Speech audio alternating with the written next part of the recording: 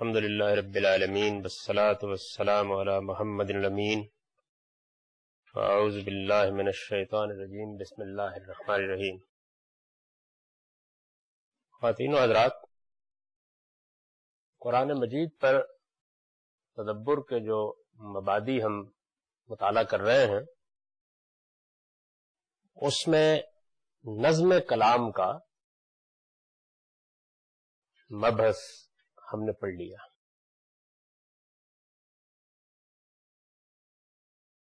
اس کے بالکل آخر میں نظم کی نوعیت سے متعلق ایک مختصر بیان ہے جس میں نے یہ بتانے کی کوشش کی ہے کہ قرآن کے نظم کی نوعیت کیا ہے۔ اس کو کچھ مثالوں سے میں اس نشست میں واضح کرنے کی کوشش کروں گا۔ پہلے چند تمہیدی چیزیں اس بحث کو سمجھنے کے لیے سن لیجیے۔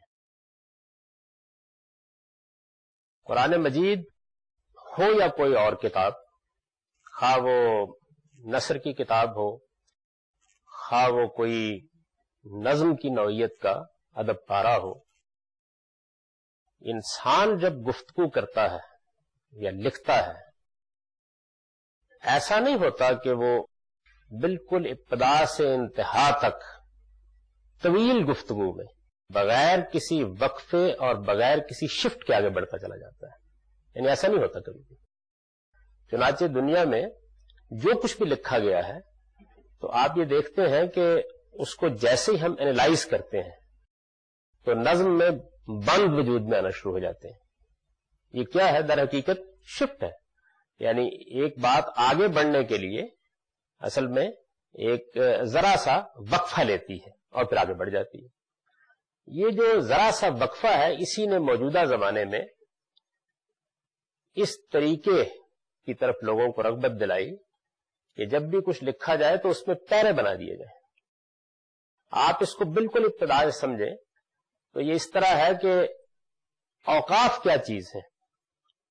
اوقاف سے مطلب ہے پنکچویشن، کیا چیز ہے؟ یعنی اصل میں ہمارے کلام کے مابین جو اسٹریسز ہوتے ہیں ان کو ہم اس سے نمایاں کرتے ہیں۔ انگریزی زبان نے اب جو اوقاف ہمارے ہاں رائج کر دیے ہیں تو میں دیکھیں نا، ایک کاما ایک صورتحال کو بیان کرتا ہے، اسی طرح کولن ایک صورتحال کو بیان کرتا ہے، اسی طرح فل اسٹاپ ایک صورتحال کو بیان کرتا ہے۔ یعنی ہم اس سے یہ نمایاں کرتے ہیں کہ یہ جملہ ختم ہو گیا ہے، یا یہ نمایاں کرتے ہیں کہ یہ ایک وقفہ پڑا ہے اس کے اندر بات کرنے کے لیے۔ تو جملے کے اندر بھی ہمیں اس کی ضرورت ہوتی ہے کہ ان اوقاف سے یا اس طرح پنکچویٹ کر کے ہم بات کو واضح کریں۔ تو اگر فرض کر لیجئے کہ آپ نے کسی جملے کو اس طریقے سے لکھا کہ اس میں نہ تو اوقاف استعمال کیے، یعنی کوئی کاما نہیں لگایا، کوئی فل اسٹاپ نہیں لگایا، بس رواں دواں جملہ لکھ دیا، تو آپ دیکھیں اس میں مشکلات پیش آئیں گی، پڑھنے میں مشکلات پیش آئیں گی۔ یعنی جس وقت ایک آدمی ایک جملہ لکھتا ہے یا ایک جملہ بولتا ہے تو اصل میں جب لکھتا ہے تو بولنے کے اسٹریس کو کیسے منتقل کیا جائے، اس کے لیے اوقاف وجود میں آئے، کیونکہ جو آدمی لکھتا ہے وہ حقیقت میں بول رہا ہوتا ہے، یعنی اصل میں تو بول رہا ہوتا ہے نا۔ بولتے وقت ہم وقفہ دیتے ہیں، بولتے وقت ہم بات کو ایک جگہ ختم کرتے ہیں، بولتے وقت ہم مختلف نوعیت کے اسالیب اختیار کرتے ہیں جس سے ہماری بات میں کہاں زور ہے، کہاں رکنا ہے، کہاں ایک بات کو ہم نے کہہ کے آگے بڑھ جانا ہے، یہ سب ہم نمایاں کرتے ہیں۔ میں نے اس کی کچھ ابتدا میں بھی مثالیں دی تھیں کہ ایک ہی جملے کو اگر صحیح اوقاف کے ساتھ نہ پڑھا جائے تو اس کے معنی میں زمین و آسمان کا تغیر واقع ہو جاتا ہے۔ تو موجودہ زمانے میں یہ اوقاف رائج کیے گئے۔ ہمارے ہاں یہ بڑی قدیم چیز ہے۔ مثلا قرآن مجید میں آپ یہ دیکھتے ہیں کہ کہیں ایک چھوٹا سا میم لکھا ہوتا ہے، کہیں لام لکھا ہوتا ہے، کہیں طا لکھا ہوتا ہے، تو یہ اصل میں قدیم علامتیں ہیں۔ یعنی ان سے بھی اگر آخر میں آپ قرآن کو اٹھا کر دیکھیں تو وہ آپ کو یہ بتائیں گے کہ یہاں آپ ٹھہر جائیے، یہاں آپ تھوڑا وقفہ کیجئے، یہاں آپ جملے کو ملا کے پڑھ سکتے ہیں، اس لیے کہ اجمی لوگوں نے پڑھنا ہے قرآن مجید کو، تو یہ ممکن تھا کہ وہ اس کا لحاظ کیے بغیر پڑھتے چلے جائیں۔ تو اس سے ظاہر ہے کہ قرآن مجید کا مدعا واضح نہیں ہوتا یا بات کچھ سے کچھ ہو جاتی ہے۔ تو کسی جملے کے اندر جس طرح اوقاف ضروری ہیں، اسی طرح کسی کلام کو جب آپ پہنچانا چاہتے ہیں تو اس میں بھی کچھ وقفے آتے ہیں۔ یعنی جملوں سے جو مجموعے بنتے ہیں ان میں بھی کچھ وقفے آ جاتے ہیں، ان میں ایک چھوٹا وقفہ پیرا ہوتا ہے. یعنی اگر پیرا اب سمجھ میں آ گیا ہے، پیرا کوئی ایسی چیز نہیں ہے کہ آپ جہاں چاہیں پیرا بنا دیں. جیسے جہاں چاہیں کاما نہیں لگا سکتے، آپ جہاں چاہیں آپ فل سٹاپ نہیں لگا سکتے. یعنی جب بھی آپ کسی کلام میں اوقاف لگاتے ہیں یا پنکچویٹ کرتے ہیں اس کو، تو یہ دیکھتے ہیں کہ اصل میں اس کے مدعا اور اس کے مفہوم اور اس کے مطلب کے لحاظ سے کہاں کیا علامت آنی چاہیے. تو پیرا بھی اس کے سوا کچھ نہیں ہے کہ ایک جملوں کے مجموعے میں یا ایک کلام میں وقفے کی علامت ہے. پہلے اس کو بہت اچھی طرح سمجھ لیجئے. یعنی جب ہم یہ کہتے ہیں کہ قرآن مجید میں نظم پیروں کے لحاظ سے آگے بڑھتا ہے، تو یہ کوئی قرآن کے ساتھ خاص بات نہیں کہتے. اصل میں دنیا میں جب بھی کوئی چیز لکھی جائے گی تو اس میں کلام کا نظم یا اس کا سیاق یا اس کا سباق ایسے ہی آگے بڑھے گا. اچھا، اب ہوا کیا ہے؟ ہوا یہ ہے کہ جب صحابہ کرام نے قرآن مجید کو لکھا تو اس زمانے میں کوئی اوقاف رسم الخط میں موجود نہیں. یعنی جو ہم اب تو واقف ہے نا ان چیزوں سے، یہ جو قرآن پر آپ کو اوقاف لگے ہوئے نظر آتے ہیں، یہ بھی بہت بعد میں لوگوں نے قرآن مجید کا مطالعہ کر کے، اہل علم نے یہ سمجھ کر کے یہاں کیا علامت ہونی چاہیے، یہ علامات ایجاد کی ہیں. یعنی یہ ایک علمی کام ہے جو قرآن مجید پر ایک زمانے میں ہوا ہے. علامات ایجاد کر کے انہوں نے عبارت کو قابل فہم بنایا ہے. یعنی یہ جو اوقاف ہیں یہ اصل میں عبارت کے مدعا کو منتقل کرنے کا ذریعہ بنتے ہیں. یہ کیا انہوں نے. اچھا، پیرے کے معاملے میں بھی اب صورتحال یہ تھی کہ وہ رواں گواں لکھا ہوا ہے. آج کل پیرا بنانے کا طریقہ یہ ہے کہ ہم اس جگہ سے آگے عبارت میں بیاض چھوڑ دیتے ہیں، یعنی خالی جگہ چھوڑ دیتے ہیں، اور پھر دوسری سطر سے شروع کرتے ہیں. اب پیرا بنانے کا طریقہ یہ ہے. قرآن مجید کو صحابہ کرام نے جب لکھا ہے تو جس طرح اس زمانے میں اوقاف نہیں تھے، اس زمانے میں یہ پیرا بنانے کا طریقہ بھی نہیں تھا.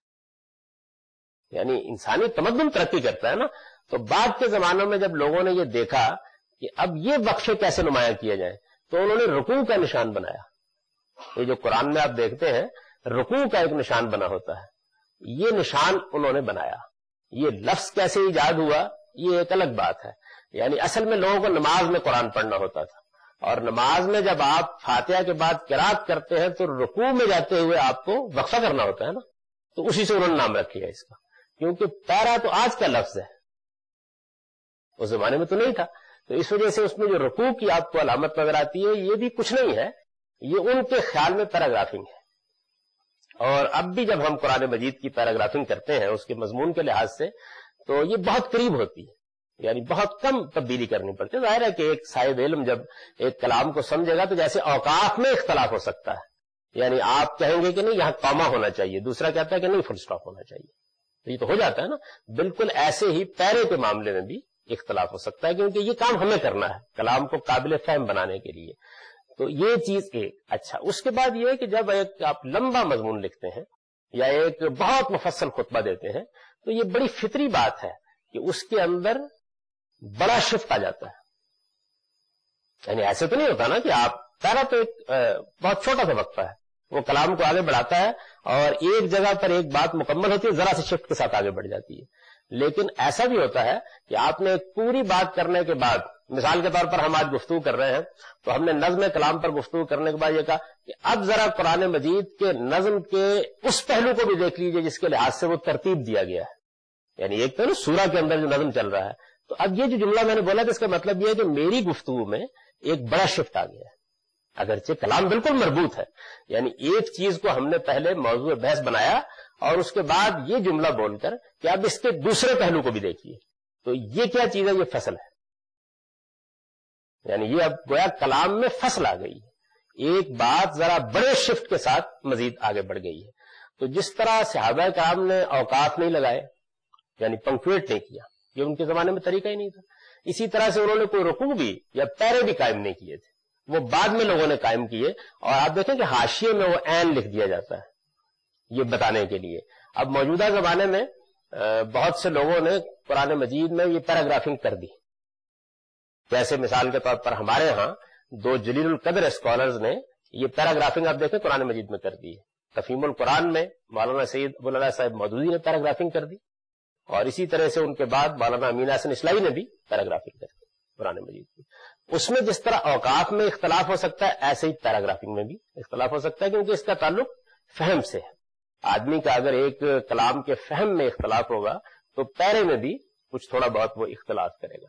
ایسے ہی میں نے آپ سے عرض کیا کہ فصل، اس میں پہلے لوگوں نے کوئی بہت معقول کام نہیں کیا، یعنی پیراگرافنگ تک تو بات ٹھیک ہے، آگے جو انہوں نے تقسیم کی وہ بالکل تلاوت کے لحاظ سے کر دی ہے. یعنی یہ جو پارے ہیں قرآن مجید میں، یا احزاب ہیں قرآن مجید میں، یا اسی طرح سے ربع، ثلاثہ، اس طرح کے نشان آپ کو ملتے ہیں، تو وہ تو معلوم ہوتا ہے کہ الفاظ گن کر قائم کر دیے گئے، یعنی اس میں کوئی پھر لحاظ نہیں کیا گیا. جبکہ جو کلام کے مفہوم کے لحاظ سے تقسیم ہونی چاہیے وہ یہ ہونی چاہیے کہ پہلے آپ جملے کو پنکچویٹ کریں. یعنی قرآن مجید کو قابل فہم بنانے کے لیے پہلی چیز یہ ہے کہ آپ اسے اوقاف میں لائیں، یعنی وہاں پنکچویٹ کریں. میرے نزدیک اس میں کوئی حرج کی بات نہیں ہے کہ موجودہ زمانے میں جو اب اوقاف ہیں یہ اختیار کر لیے. اس کی وجہ یہ ہے کہ وہ قدیم اوقاف بھی اللہ تعالیٰ نے مقرر کیے ہوئے. یہ جو آپ میم صاد دیکھتے ہیں قرآن مجید میں، یہ اوقاف ہے قدیم زمانے کے. ان کے بارے میں ہم اندازاً کہہ سکتے ہیں کہ یہ کہیں دوسری تیسری صدی میں لوگوں نے یہ اوقاف قائم کیے ہیں. تو اگر وہ کرنے کا حق رکھتے تھے تو موجودہ زمانے میں اگر کاما، فل اسٹاپ، کولن، یہ چیزیں مزید واضح کرنے کے لیے سامنے آ گئی ہیں تو ان کو بھی اختیار کیا جا سکتا ہے. اچھا، اسی طرح سے پرانے زمانے کے لوگوں نے اگر پیراگرافنگ میں یہ طریقہ اختیار کیا کہ ایک رکوع کا نشان بنا کے انہوں نے اس کو واضح کر دیا حاشیے میں، تو اب جو موجودہ زمانے کا طریقہ ہے کہ آپ آگے بیاض چھوڑیں اور اس کے بعد نئی سطر سے شروع کر دیں، یہ طریقہ بھی اختیار کیا جا سکتا ہے. کوئی معنی نہیں ہے. قرآن مجید کو اب اگر شائع کیا جائے تو یہ جتنا آپ کرتے چلے جائیں گے قابل فہم ہوتا جائے گا. یعنی چونکہ جو نیا ذہن ہے وہ رکوع سے مانوس نہیں ہے، پیرے سے مانوس ہے. وہ سواد اور طا سے مانوس نہیں ہے، وہ قومے سے اور فل اسٹاپ سے مانوس ہے. تو آپ موجودہ زمانے کی ایک مانوس چیز کو لے آئیں گے تو اس سے آدمی کو پڑھنے اور سمجھنے میں زیادہ آسانی ہونے لگ جائے گی. پنکچویٹ کر دیا جائے، پھر اس کے بعد یہ کر دیا جائے. جہاں فصل واقع ہوتی ہے وہاں بھی اسی طریقے سے کوئی علامت قائم کر دی جائے. یہ بھی ممکن ہو سکتا ہے کہ آپ فصل کا لفظ لکھ دیں، یہ بھی ہو سکتا ہے کہ اس کو حاشیے میں لکھ دیں. یعنی یہ سارے طریقے اختیار کیے جا سکتے ہیں. تو یہاں بہت سے لوگ سوال کرتے ہیں کہ یہ نظم جو ہے یہ زیادہ واضح کیوں نہیں ہوا لوگوں پر. تو آپ کسی اب کلام کو پکڑیے اور اس کو پنکچویشن سے خالی کر دیجیے، اس کے پیرے ختم کر دیجیے، اس کے فصول ختم کر دیجیے، بڑا مسئلہ پیدا ہو جائے گا. یعنی ایک تو بہت بڑی چیز یہ ہے. اب گویا آپ کے سامنے ایک ایسی عبارت ہے کہ جس عبارت میں یہ کچھ بھی نہیں ہوا تو آپ کو اسے ذہنی طور پر سمجھنا ہے. ہر آدمی اگر آپ اپنے خط میں یا اپنی تحریر میں پیراگرافیں ختم کر دیں تو صحیح جگہ پہ نہیں کر پائے گا، یعنی آسان نہیں ہوتا. تو یہ کام اصل میں اہل علم کو کر دینا چاہیے قرآن مجید میں، اس میں کوئی مسئلہ نہیں ہے. چنانچہ میں نے یہاں جب یہ لکھا تھا کہ اس میں پیروں کے ذریعے سے کلام کے اندر مفہوم کو آگے بڑھتا ہوا آپ دیکھیں گے. چونکہ پیراگرافنگ نہیں ہے تو دیکھیے اس سے ایک بڑی خرابی پیدا ہوئی کہ جو لوگ اس کے قائل ہو گئے کہ قرآن میں نظم تلاش کیا جائے اور دیکھا جائے کہ سیاق و سباق کیا ہے، تو وہ کیا کرتے ہیں کیونکہ پیرے کا فصل موجود نہیں ہے تو وہ آیت کو آیت سے مربوط کرنے شروع کر دیتے ہیں. یہ ایسے ہے کہ جیسے آپ پیراگرافنگ ختم کر کے جملے کو جملے سے مربوط کریں تو آپ دیکھیے پیراگراف کا جو آخری جملہ ہوگا وہ اصل میں اگلے جملے سے کبھی بھی مربوط نہیں ہوتا. اس لیے کہ وہ تو یہ ہوتا ہے کہ پیرے میں پوری بات کے بعد اصل میں بات آگے شروع ہو رہی ہوتی ہے. اگر آپ نے پیرے کو نہیں سمجھا تو اس آخری جملے کو ربط قائم کرنے میں آپ ایسی غلطیاں کر جائیں گے کہ سمجھ میں نہیں آئے گا بات کدھر جا رہی ہے کدھر نہیں جا رہی. تو ایک بڑی چیز جو ہے وہ اس معاملے میں یہی ہوئی ہے. تو جب یہ میں نے بات لکھی کہ یہ پیرے اور فصول یہ 3 نمبر اس میں ہے، آخر میں جو اسے چند نکات کی صورت میں ہم بیان کیے دیتے ہیں کہ تحت لکھا گیا ہے، تو اس میں 3 نمبر یہ ہے کہ یہ پیرے اور فصول ربط آیات کے طریقے پر نہیں، یعنی نفی کی ہے نا ایک چیز کی. تو اب یہ بھی کوئی نئی بات نہ سمجھیے، یعنی کسی کلام کا نظم بھی جملے جملے کے لحاظ سے آگے نہیں بڑھتا. وہ پیرے میں تو جملے کے لحاظ سے بڑھ رہا ہوتا ہے لیکن پیرے اور پیرے کے درمیان ربط جملے اور جملے کا نہیں ہوتا. تو یہ بھی کوئی یہ خیال نہ کیجیے گا قرآن کے بارے میں نادر بات کہہ دی گئی ہے. اصل میں ایک کام نہیں ہوا تو اس لیے اجنبی سے لگتا ہے، ورنہ ہر جگہ یہ بات ایسے ہی ہوتی ہے. اگر اب قرآن مجید کی پیراگرافنگ کر دی جائے اور وہ رائج ہو جائے لوگوں کے درمیان میں تو یہ لکھنے کی ضرورت نہیں. تو یہ پیرے اور فصول ربط آیات کے طریقے پر نہیں بلکہ آگے پھر یہ بتایا گیا ہے کہ کن کن پہلوؤں سے باہم مربوط ہوتے ہیں. یہ جو پہلو بیان کیے گئے ہیں اس میں ہی کوئی 10-12 چیزیں گنوا کر آگے لکھ دیا گیا ہے، اور اس طرح کے بعد دوسرے پہلوؤں سے باہم دیگر متعلق ہوتے ہیں اور سورہ کو ایک مربوط کلام بناتے ہیں. اس کے معنی یہ ہے کہ یہ کوئی استقصاء نہیں کیا گیا، یعنی ساری صورتوں کا نہیں کیا گیا، بڑی بڑی چیزوں کو مثال کے طور پر پیش کر دیا گیا ہے کہ اس سے کچھ سمجھ میں آ جائے آدمی کی کہ یہ کیا نوعیت ہوتی ہے. تو مجھے اب آپ کو اس کی کچھ مثالیں پیش کرنی ہے، یعنی اس سے آپ کو اندازہ ہو جائے گا کہ اصل میں قرآن کے نظم میں مشکل کیا پیش آئی ہے، اور اگر اس کو ٹھیک طرح سے سمجھا جائے تو کس زاویے سے آدمی کو اسے اپروچ کرنا چاہیے. یعنی کچھ تو پہلے حصے کی اس گفتگو سے مشکل واضح ہو گئی ہوگی. یعنی ایک مشکل یہ ہے کہ پنکچویشن نہیں ہے. پنکچویشن نہیں ہے تو بہت سی جگہوں کے اوپر تو آپ اس کے صحیح اسٹریسز کو سے نہیں سمجھ سکیں. یعنی اب جو پنکچویشن لوگوں نے کی ہوئی ہے وہ چونکہ پنکچویشن کے مانوس اسلوب پر نہیں ہے تو عام طور پر لوگ اس کو کوئی اہمیت نہیں دیتے. ان کے خیال میں یہ گناہ ثواب کا مسئلہ ہے کہ یہاں رکنا اور یہاں نہیں رکنا. یعنی ان کی نوعیت بالکل یہ بن گئی ہوئی ہے، وہ کلام کے فہم کے زاویے سے اس کو پڑھ ہی نہیں رہے ہوتے کہ اس کو سمجھنا ہے اور اس کے اسٹریسز جو ہیں وہ اس سے سمجھنے ہیں. ایک مسئلہ یہ. دوسرا یہ کہ پیراگرافنگ نہیں. اب رکوع کا معاملہ بھی یہ ہے کہ اس سے لوگ جو کام لیتے ہیں وہ یہ نہیں ہے کہ یہ کوئی کلام کے اندر وقفہ آ گیا ہے. وہ خیال کرتے ہیں کہ اگر تلاوت کرنے تو یہ نشانی ہو جائے گی، یعنی جیسے پارا ہے بالکل اسی طرح سے اس کو استعمال کرتے ہیں. تو اگر پیراگرافنگ کر دی جائے تو آپ دیکھیں گے کہ بہت سی مشکلات جو ہیں وہ ویسے ہی حل ہو جائیں گی. یعنی یہ کام کر دینے کے نتیجے ہی میں بہت سی مشکلات حل ہو جائیں گی. اب اس کے بعد آگے ہم دیکھیں گے کہ یہ کیا چیزیں ہیں. اس میں اس ترتیب کو ملحوظ بعض جگہوں پر نہیں رکھوں گا. اس کی وجہ یہ کہ قرآن کی ترتیب سے اس کی مثالیں پیش کرنے میں مجھے آسانی رہے گی تاکہ ایک جگہ کے بعد دوسری جگہ نہ جانا پڑے.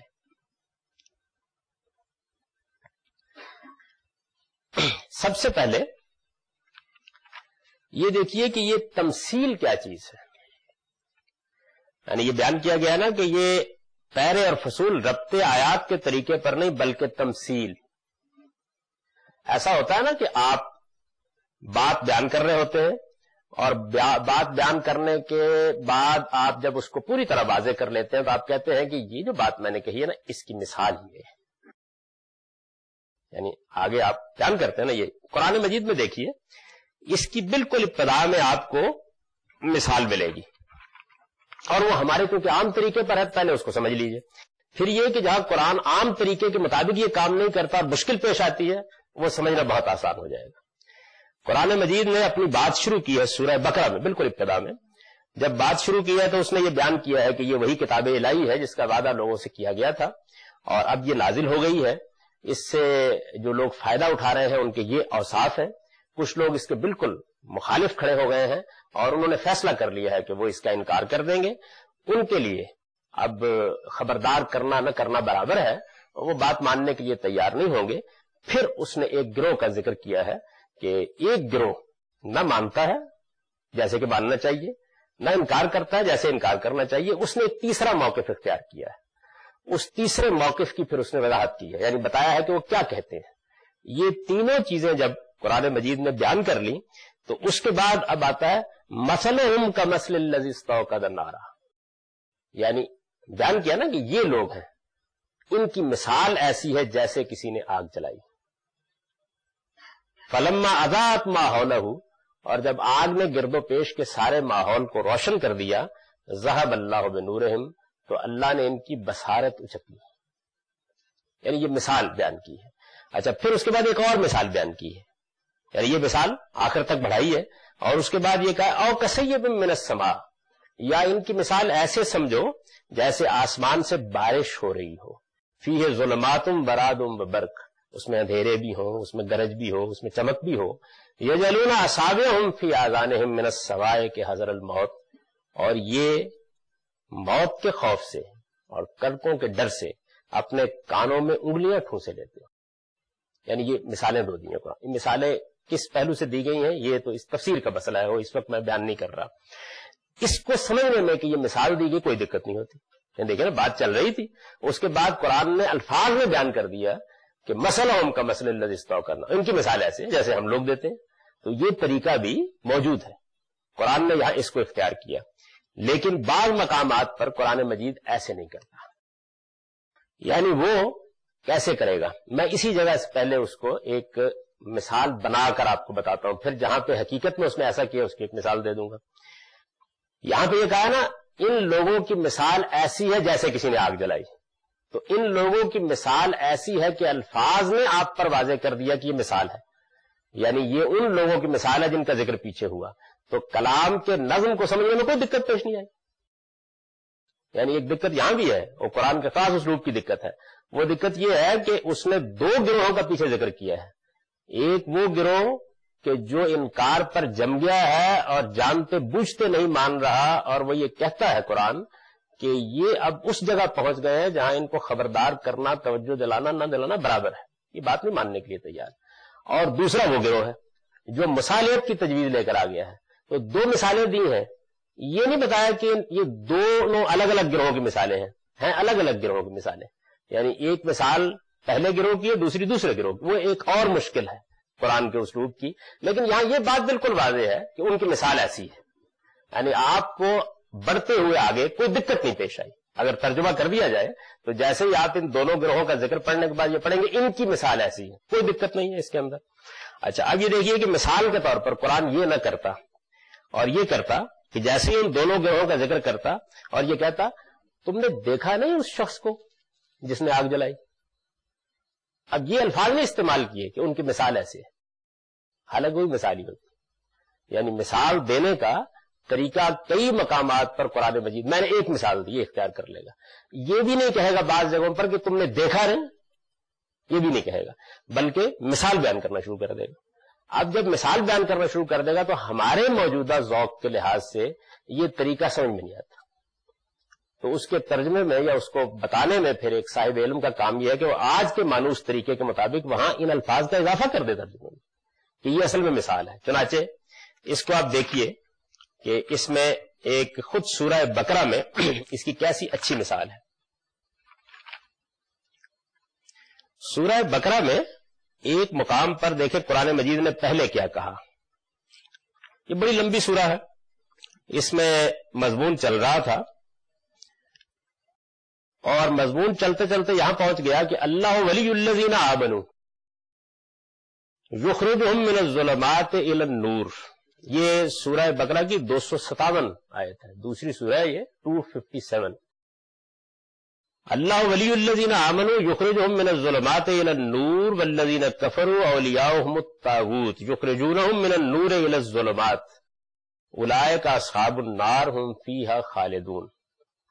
اللہ ان لوگوں کا دوست ہے جو حقائق کا اعتراف کرتے ہیں، انہیں وہ اندھیروں سے روشنی کی طرف نکال لے جاتا ہے۔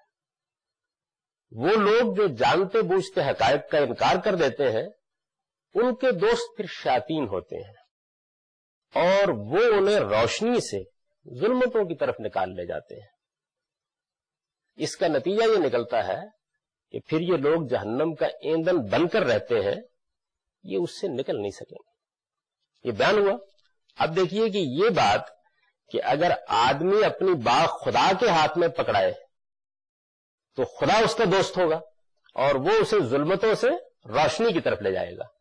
آدمی اپنی باغ شیطان کے ہاتھ میں پکڑا دے تو وہ اس کا دوست ہوگا اور وہ اسے روشنی سے اندھیروں کی طرف لے جائے گا۔ یہ بات ہے نا، بیان ہے۔ آگے اس کی 3 مثالیں دی ہیں، لیکن وہ اس طرح نہیں شروع ہوتی جیسے سورہ بقرہ میں شروع ہو رہی ہیں کہ مثلہم، ان کی مثال ایسی ہے۔ اس کے فرق باجے جو آیت کا ترجمہ کیا آگے آتا ہے، الم تر الی الذی حاج ابراہیم فی ربہ، تم نے دیکھا نہیں اس شخص کو جس نے ابراہیم کے ساتھ اس کے پروردگار کے بارے میں بحث و مباحثہ شروع کر دیا تھا۔ اب اس میں ابراہیم نے کیا کہا اور جس نے بحث و مباحثہ کیا وہ بادشاہ ہے نا۔ اب دیکھیے ذرا ایک ہی مثال سن لیجیے، زیادہ تفصیل کی ضرورت نہیں ہوگی۔ تم نے دیکھا نہیں اس شخص کو جس نے ابراہیم کے ساتھ اس کے پروردگار کے معاملے میں مباحثہ شروع کر دیا، اور مباحثہ شروع کرنے کی وجہ یہ نہیں تھی کہ اسے حق کے معاملے میں کوئی تردد تھا، مسئلہ یہ تھا کہ خدا نے اس کو بادشاہی دے رکھی ہوئی تھی، اور بادشاہی پانے کے بعد آدمی حق کیسے قبول کر سکتا ہے؟ یعنی یہ قرآن نے اس کی بنیاد اٹھائی۔ کیسے ہوا یہ معاملہ؟ ایسے ہوا کہ ابراہیم نے یہ کہا کہ میرا پروردگار تو وہ ہے کہ جو مارتا بھی ہے اور جلاتا بھی ہے، تو اس بادشاہ نے کہا کہ میں بھی مارتا اور جلاتا ہوں. ابراہیم نے کہا کہ درست، میرا پروردگار سورج کو مشرق سے نکالتا ہے، آپ ذرا مغرب سے نکال لیں گے. فبہت الذی کفر، تو وہ منکر حق ششدر رہ گیا. اب اس میں کیا مثال ہے؟ مثال اس بات کی ہے کہ آدمی جب بات نہیں ماننا چاہتا تو ایسا احمقانہ طرز عمل اختیار کرتا ہے. یعنی جب ابراہیم یہ کہہ رہے تھے کہ میرا پروردگار مارتا اور جلاتا ہے، تو وہ مارنا اور جلانا تھا جو بادشاہ کسی کو پکڑ کے سزا دے دیتا ہے. اب ابراہیم کا کمال یہ ہے کہ میں آپ ہوتے تو یہی بحث شروع کر دیتے. انہوں نے کہا کہ اب یہ نامعقول حرکت پر اتر آیا، تو انہوں نے کہا جی درست، آپ تو چونکہ مائی باپ ہے نا، مارتے جلاتے آپ ہیں، میں غلط بات کر بیٹھا. یہ میرا پروردگار روز سورج کو مشرق سے نکالتا ہے، آپ چونکہ کائنات کے مالک ذرا کل مغرب سے نکال دیجیے. تو انہوں نے اس کو خاموش کر دیا. یعنی یہ کہہ کے یہ مثال دی قرآن مجید نے کہ آدمی جب باطل پر جم جاتا ہے تو پھر کیسے اپنی باغ شیطان کے ہاتھ میں دیتا، اسی کی مثال ہے. آگے بھی آپ دیکھیں پھر 3 مثالیں اس میں بیان کی ہیں، اور یہ بتایا ہے کہ آدمی صحیح جگہ پر کھڑا ہو تو کیسے خدا اس کا ہاتھ پکڑتا ہے، اور وہ غلط جگہ پر کھڑا ہو جائے تو پھر کیسی شیطنت اس پر سوار ہوتی ہے. لیکن یہ کلام جو شروع ہوا ہے تو یہ کہہ کے شروع نہیں ہوا. اچھا، آدمی اس کا صحیح ذوق نہ رکھتا تو وہ کیا کرے گا؟ وہ اوپر کی بات کو تو ختم کر دے گا وہاں، اس کے بعد کہے گا کہ اس میں 3 آگے قصے بیان ہوئے ہیں قرآن میں. یعنی ان قصوں کا کوئی تعلق نہیں واضح ہوگا اوپر سے کیا ہے. اوپر پہلے ایک سٹیٹمنٹ ہے، ایک بیان ہے، آگے اس کی مثالیں ہیں. تو جہاں پر قرآن نے یہ کہہ دیا کہ اس کی مثال یہ ہے، تو وہاں تو آدمی کیا کر سکتا ہے، ماننا پڑے گا کہ مثال یہ ہے. لیکن جہاں وہ نہیں کہتا اور بارہا نہیں کہتا، اور ادب میں یہ چیز بالکل عام ہے. یعنی آپ نے بات ایک جگہ پہنچائی ہے، دیکھیے نا کہ اس کو روکا تھوڑا سا، یہ کہا کہ یہی لوگ ہیں کہ جن کے لیے پھر جہنم مقدر ہو جاتی ہے اور یہ اس میں ہمیشہ رہیں گے. تم نے دیکھا نہیں اس شخص کو، تو آپ اس کو صحیح لب و لہجے میں پڑھ دیں تو واضح ہو جائے گا کہ یہ اصل میں آگے اس کی مثال بیان ہو رہی ہے.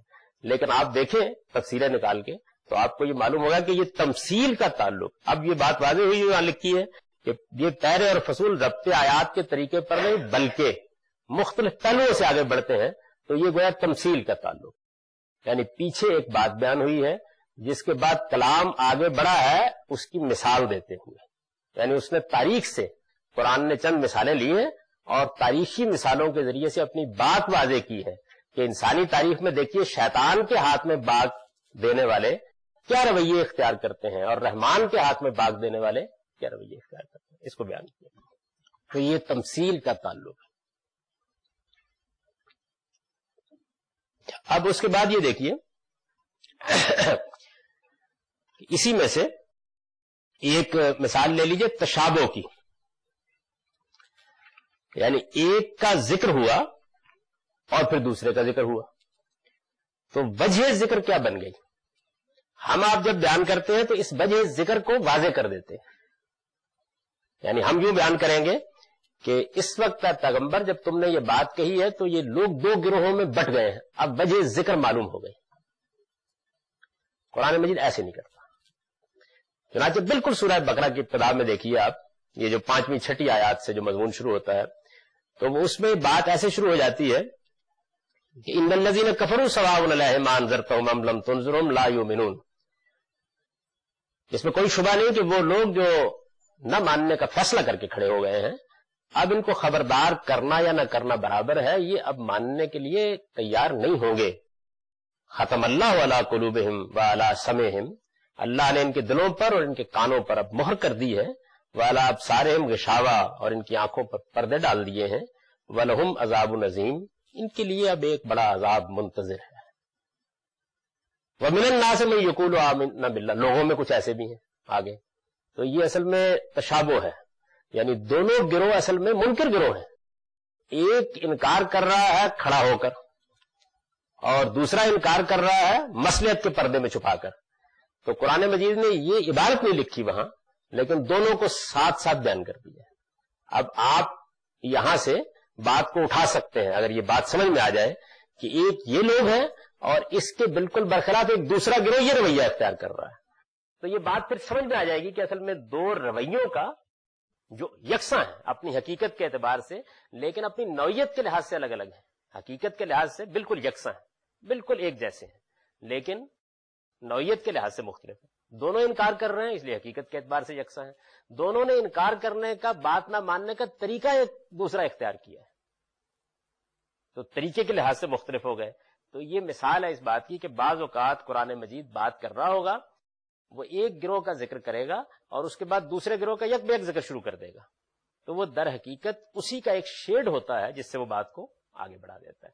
آدمی اس کو سمجھ لے تو پھر ایک آدھ جملہ اس کے درمیان میں ترجمے میں ڈال کے وہ بتا دے گا کہ یہ اصل میں بات اس طریقے سے آگے بڑھ رہی ہے. تو یہ اس کی مثال ہے تشابہ کی. اچھا، تقابل کے لیے کوئی مثال دینے کی اس لیے ضرورت نہیں ہے کہ یہ تو اتنا زیادہ آپ قرآن مجید میں دیکھیں گے، یعنی بیان ہوگا کہ وہ لوگ کہ جنہوں نے کفر اختیار کیا، اس کے برعکس وہ لوگ جو ایمان لائے. تو اکثر و بیشتر بعض جگہوں پہ ایسے ہوتا ہے کہ وہ ایک پہلو سے ذکر کرتا ہے انکار کرنے والے کو، دوسرے پہلو سے ماننے والوں کا ذکر شروع کر دیتا ہے. لیکن یہ بات کہ وہ انکار کرنے والوں اور ماننے والوں کا جو ذکر یہ ساتھ ساتھ آ گیا، باعث کیا ہے اس کا بعض اوقات الفاظ میں بیان نہیں کرتا. یعنی اس کو آپ پھر سمجھ لیتے ہیں کہ یہ بحث چل رہی تھی، اس بحث میں جب یہ نمایاں کر دیا کہ نہ ماننے والے کہاں کھڑے ہیں، تو اس کے برعکس رویے کو واضح کرنے کے لیے یہ بتایا کہ ماننے والے کہاں کھڑے ہیں. چنانچہ اس میں ایسے الفاظ ہوتے ہیں کہ جو وہاں اس ذکر کی وجہ بیان کر دیتے ہیں. تو یہ گویا تقابل کی سادہ مثال ہے. اب اس کے بعد آپ یہ دیکھیے کہ یہ تعلیل کیا ہوتی ہے. اوپر چلے جائیے، تمثیل اور تعلیل. میں نے یہ کہا تھا کہ میں اپنی سہولت کے لحاظ سے بیچ میں لے لوں گا. اب یہاں یہ سورہ بقرہ چونکہ کھلی ہوئی تھی تو اس میں میں نے دو مثالیں آپ پہ واضح کر دی. تعلیل کیا چیز ہے؟ تعلیل کی مثال کے لیے ہم اسی سورہ بقرہ میں ایک مقام پر پہنچتے ہیں. اس میں قرآن مجید نے ایک پورا کا پورا حصہ ہے، آپ یہ کہیے کہ 5-7 پیراگراف ہے، جس میں قرآن نے یہ واضح کیا ہے کہ نبی صلی اللہ علیہ وسلم کے سامنے کچھ ایک گروہ موجود ہے جو کیا کر رہا ہے، یہ واضح کیا. مسئلہ کیسے پیدا ہوا؟ مسئلہ اس طریقے سے پیدا ہوا کہ آپ جب پیچھے دیکھتے ہیں تو ذکر یہ چل رہا تھا کہ نبی صلی اللہ علیہ وسلم کو یہ کہا گیا کہ اب آپ حج کی تیاری کریں. مدینے میں حج اللہ کی عبادت ہے، حرم پر مشرکین کا قبضہ تھا. تو یہ سوال پیدا ہوا کہ وہ تو رکاوٹ ڈالیں گے نا، حج کرنے نہیں دیں گے. اس لیے کہ اس زمانے میں تو یہ روایات نہیں پیدا ہوئی تھیں جو اب دنیا میں پیدا ہو گئی ہیں، رواداری کی اور ایک دوسرے کے احترام کی. اس زمانے کا دور جو تھا وہ اصل میں مذہبی پرسیکیوشن کا دور تھا. جس کے پاس قوت اور اقتدار ہے وہ اپنی بات منواتا تھا. قریش کو اقتدار حاصل تھا حرم میں، تو انہوں نے رکاوٹ ڈال رکھی تھی. مسلمانوں کو وہ اپنے لحاظ سے تو بے دین سمجھتے تھے نا، یہ لوگ بے دین ہو گئے ہیں.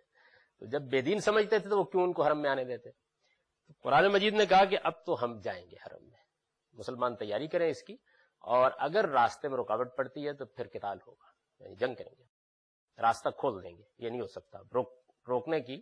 اب یہ جسارت کر لیں تو مسلمانوں کو قتال کا حکم دے دیا گیا، یعنی آپ تیار ہو جائیں.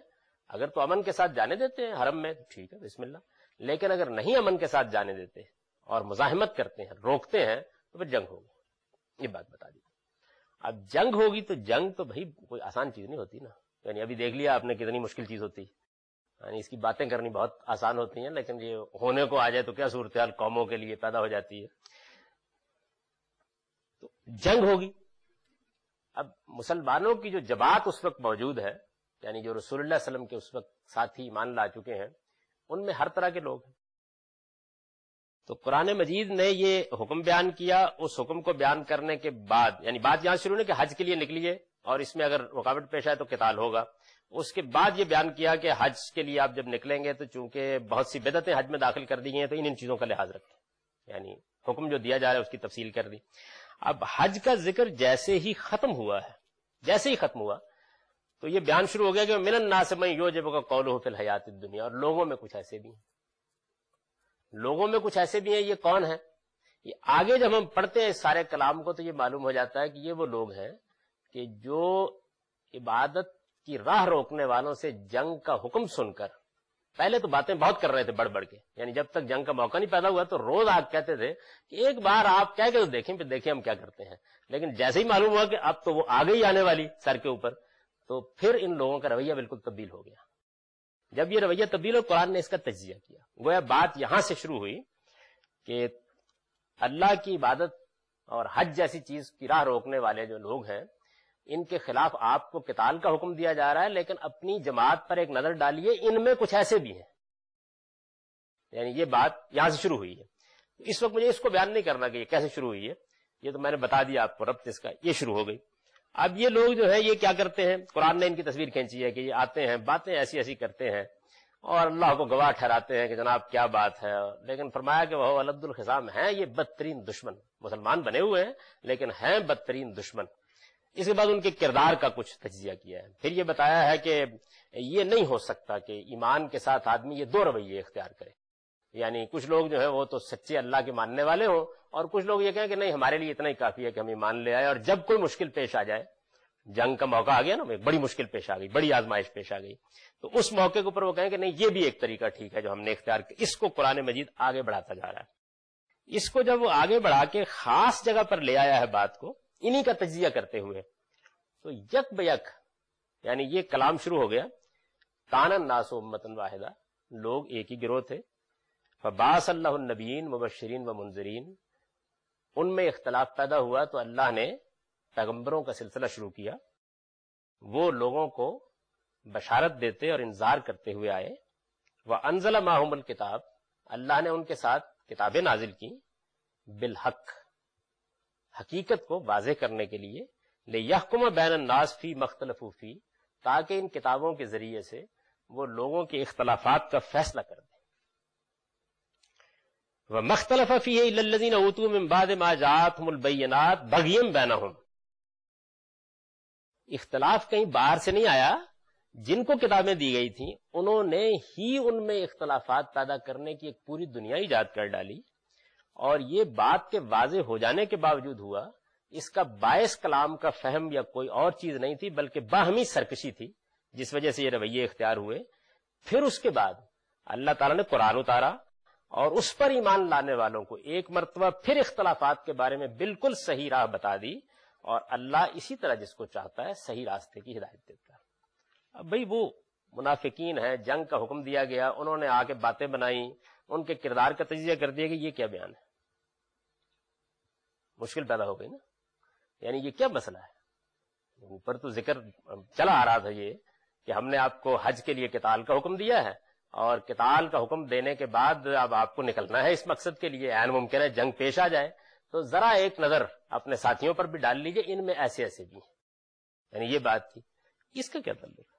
یعنی یہ کیا سلسلہ شروع ہو گیا؟ یہ بات کہ دنیا میں اللہ تعالیٰ نے ابتدا میں ایک ہی دین دیا تھا اور اس کے بعد اس میں اختلافات پیدا ہو گئے، اور اختلافات جب پیدا ہوئے تو پھر اللہ نے پیغمبر بھیج دیے، اور پیغمبر جو ہیں وہ حق کو واضح کرنے کے لیے آئے اور ان کے ساتھ کتابیں نازل کی، اور ان کا مقصد بھی یہ تھا کہ جہاں کہیں اختلافات ہیں ان کے بارے میں وہ حکم بن کر فیصلہ سنا دیں. اور پھر اس کے بعد لوگوں نے ان میں اختلافات کیے تو انہوں نے ہی کیے جن کو کتابیں دی گئی تھیں، کہیں باہر سے اختلافات کرنے والے نہیں آئے، اور اختلاف کا باعث باہمی سرکشی بنی. اللہ نے اب قرآن نازل کیا ہے، اس کے ذریعے سے ایک مرتبہ پھر اختلافات کو ختم کر دیا ہے. اللہ تعالیٰ اگر آدمی ٹھیک جگہ پر کھڑا ہو تو اس کو ہدایت دیا کرتے ہیں، اس کو اختلافات کا مسئلہ نہیں ہوا کرتا. یہ ہے نا بیان. اس کا کیا تعلق ہوگا؟ ظاہر لگتا ہے نا مشکل پیدا ہو گئی ہے. یعنی قرآن مجید میں اب آپ کی سمجھ میں نظم کی کیا مشکل ہوتی ہے. اب دیکھیے مسئلہ کیا ہے.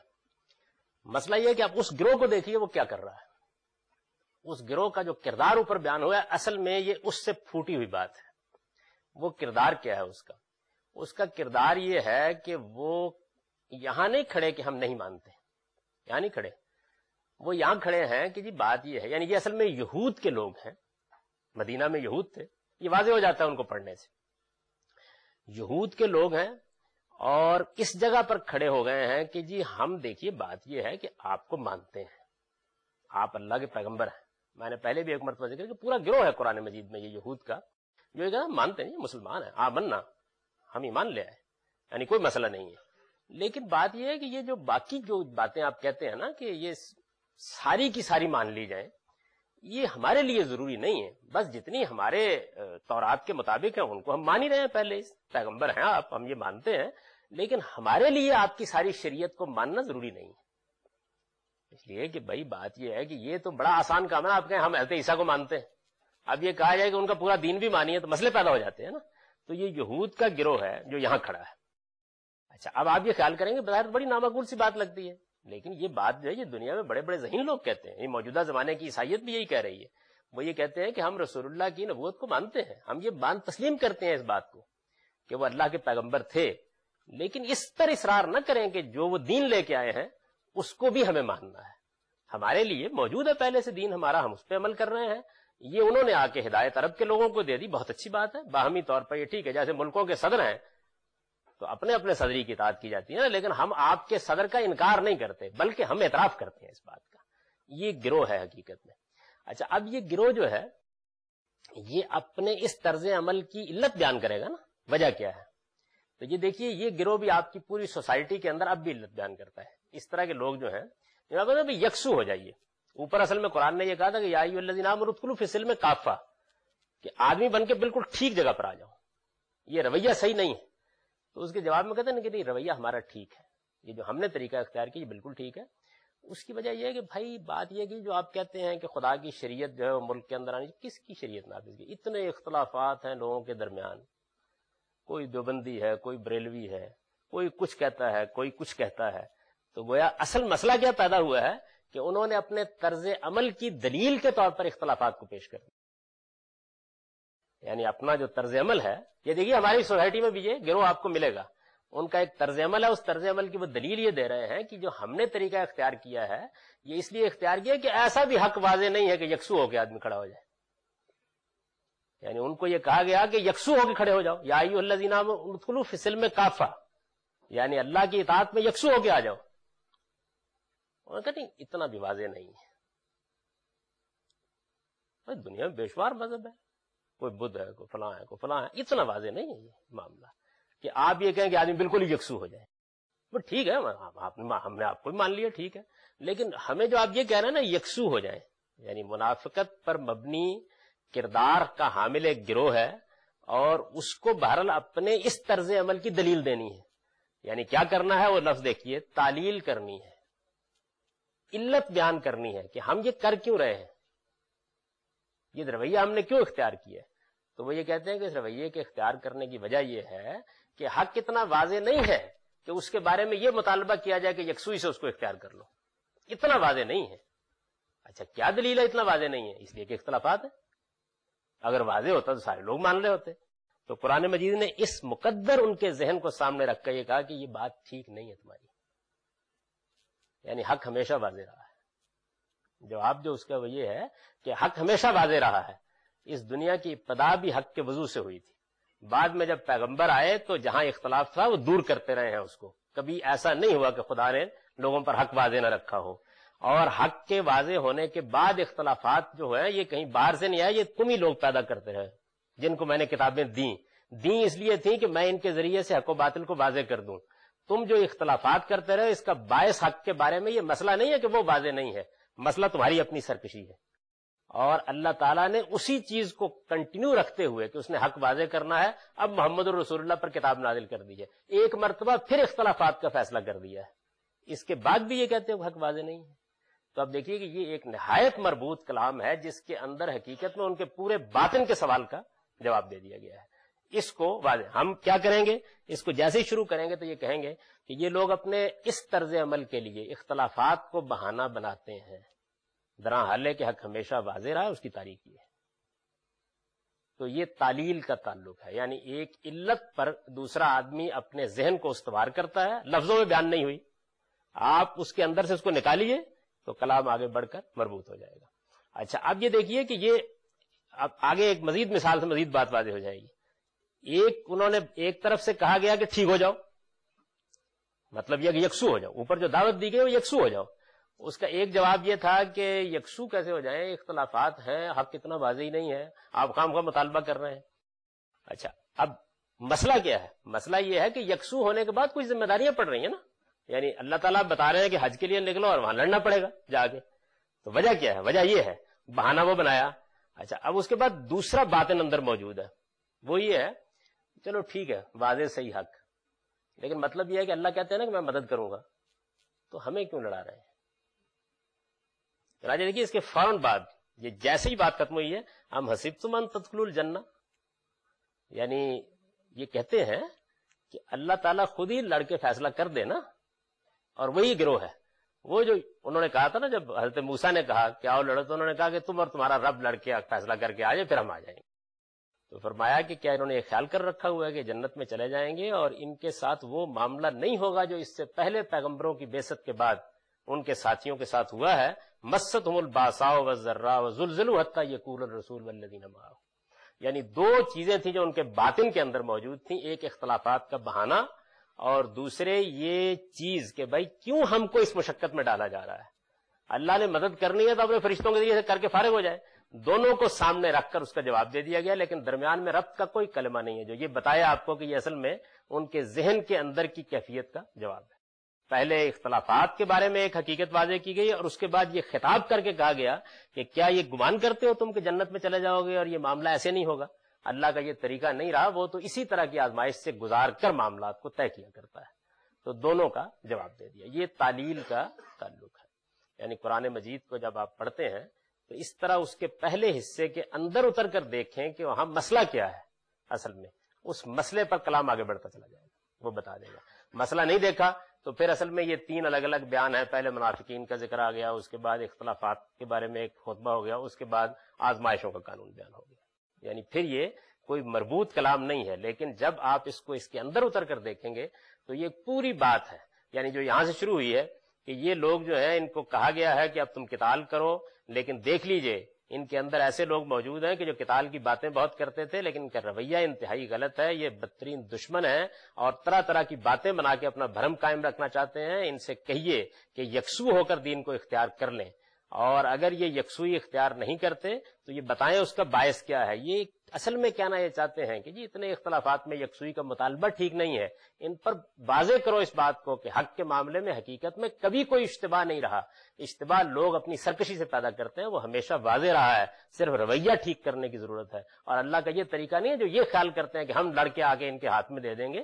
اللہ اسی طرح پیغمبروں کے ذریعے سے لوگوں کی آزمائش کرتے ہیں، اور پھر جب تک معاملہ وہاں نہیں پہنچ جاتا کہ جہاں آزمائش اپنی آخری حد پہ پہنچ جائے، اس وقت تک ہماری مدد نہیں آیا کرتی۔ ربط ہو گیا نا، بالکل کلام جو ہے وہ ایک خاص جگہ پر آ گیا۔ یہ ہے اصل میں تعلیل۔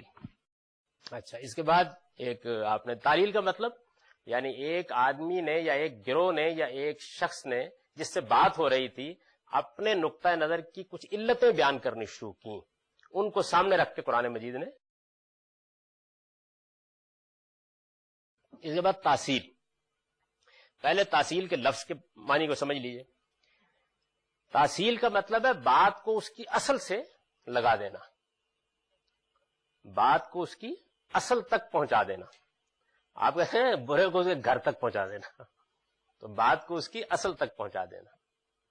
اب مثلا یہ دیکھیے کہ یہود ہیں، قرآن میں ایک پورا گروہ ہے نا یہود کا زیر بحث ہے، تو یہود کے کچھ رویے ہیں جو انہوں نے اختیار کیے ہیں۔ ان میں ایک بہت بڑا مسئلہ جو ہے ان کی انانیت، ان کی دنیا پرستی، ان کا جبلتوں کا محکوم ہو جانا ہے۔ یعنی یہ چیزیں ہیں جو ایک پوری قوم کے لیے بربادی کا باعث بنی ہے۔ یہ کیا ہے؟ یہ ایک قوم کے کردار کا جائزہ ہے۔ اب آپ کہتے ہیں مثال کے طور پر ہماری زبان میں بات کرتے ہوئے کہ بھئی یہ جو کیریکٹر ہے نا یہود کا، یہ کوئی نئی چیز نہیں ہے، یہ وہی کیریکٹر ہے جس کا مظاہرہ شیطان نے کیا تھا۔ کہہ دیتے ہیں نا ایسا بعض اوقات، یا آپ یہ کہتے ہیں کہ یہ مسلمان جو کچھ کر رہے ہیں یہ اصل میں کوئی نئی بات نہیں ہے، یہ وہی کیریکٹر ہے جو یہود کا رہا ہے۔ تو اس کا مطلب یہ ہے کہ آپ نے اب جو کچھ ہو رہا ہے یہ فرع ہے، اس کو اٹھا کر اس کی اصل تک پہنچا دیے، ایسا ہوگا نا۔ چنانچہ اس کی بھی دیکھیے بالکل سورہ بقرہ کے شروع میں مثال ہے، وہاں پر یہود کو پس منظر میں رکھ کے قرآن مجید ان کے کردار کا تجزیہ کر رہا ہے اور بات کو آگے بڑھاتا چلا جا رہا ہے۔ بڑھانے کے بعد یک بیک یہ کہتا ہے وَإِذْ قَالَ رَبُّكَ لِلْمَلَائِكَةِ إِنِّي جَاعِلٌ فِي الْأَرْضِ خَلِيفَةً، یعنی یاد کرو وہ وقت جب کہ ہم نے یہ فیصلہ کیا کہ ہم زمین میں ایک صاحب اختیار مخلوق بنانے والے ہیں۔ یہ قصہ آدم ہے آگے، تو یہاں کیا کیا؟ قصہ آدم کے فوراً بعد جیسے ہی وہ ختم ہوتا ہے تو یا بنی اسرائیل سے سورہ براہ راست مخاطب ہو جاتی ہے۔ تو یہ اصل میں تمہید میں جو مضمون چل رہا تھا اس کی تاصیل کر دی ہے، یعنی یہود کا جو کردار بیان کیا جا رہا تھا در حدیث دیگراں کے انداز میں، اس کو اٹھایا ہے اور اٹھا کر وہ شیطان کے ساتھ اس کو مربوط کر کے اس اصل کے ساتھ ملا دیا ہے. یعنی گویا یوں سمجھ لیجئے کہ یہ بتا دیا ہے کہ اچھا تم جو کچھ کر رہے ہو تو اپنے سامنے یہ بات سمجھ لو کہ اس آئینے میں در حقیقت ابلیس نمودار ہوا ہے. اس نے بھی اسی طرح انانیت برتی تھی، اسی طرح وہ تکبر میں مبتلا ہوا تھا. ایسے ہی اس نے حق کے واضح ہو جانے کے باوجود حق کا انکار کیا تھا، اور اس کے باوجود کہ اللہ تعالیٰ نے توجہ دلا دی تھی وہ اس جگہ کھڑا ہو گیا تھا کہ میں ماننے کے لیے تیار نہیں. وہ آ گیا نا سارا مضمون. تو اس سارے مضمون کے اندر جو روح موجود ہے وہ کیا ہے کہ جو بات کی جا رہی تھی اس کو اس کی اصل تک پہنچا دیا اس میں، لیکن یہ کہہ کے نہیں پہنچایا. یعنی یوں نہیں ہے کہ وَإِذْ قَالَ رَبُّكَ سے پہلے یہ بات ہم آپ لکھتے تو یوں لکھتے ہیں نا کہ یہ لوگ جو رویہ اختیار کر رہے ہیں ان کو آئینہ دکھاؤ اس واقعے کا، ایسے لکھتے. یہ قرآن کا انداز نہیں. تو جب نہیں ہے تو تاصیل کے ساتھ کلام آگے بڑھ جائے گا، اور اگر آدمی اس چیز کو نہیں جانتا تو وہ ایسے موقعوں پر لکھے گا کہ اوپر پہلے ذکر چل رہا تھا یہودیوں کا، اس کے بعد اللہ صاحب نے ابلیس کا واقعہ سنایا. یعنی دونوں کے درمیان کیا تعلق ہے، بات کیسے اوپر چل رہی تھی، وہ واضح نہیں ہوگا. یہ تاصیل ہے. اچھا، اس کے بعد اب ہو گیا وقت. اچھا جناب، یہ چند چیزیں جو ہیں وہ واضح کر دی ہیں میں نے، اور اس میں ابھی کچھ مثالیں اس کی باقی ہیں. یہ انشاءاللہ العزیز ہم اب دوسری نشست میں زیر بحث لائیں، اور پھر اس کے اوپر ایک جو ہے اصولی نوعیت کا تبصرہ کر کے میں اس مضمون کو مکمل کر دوں گا. یہی اس سارے تدبر قرآن کے مبادی میں ایک اہم بحث ہے جس سے قرآن کے نظم کا ایک تصور واضح ہوتا ہے. اس کے بعد اب ایک نشست کی چیز ہے، یہ سارا موضوع ہی پایا تکمیل ہے.